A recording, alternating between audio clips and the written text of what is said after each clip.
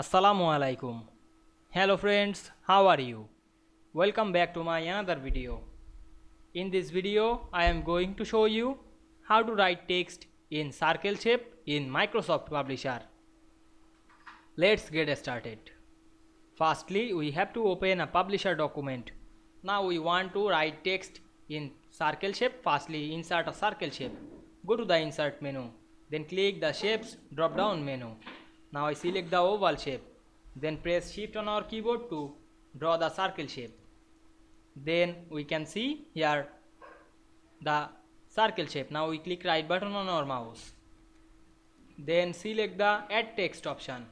Then write anything on this circle shape. Now we can see we write text circle shape very easily. I hope you enjoyed the video.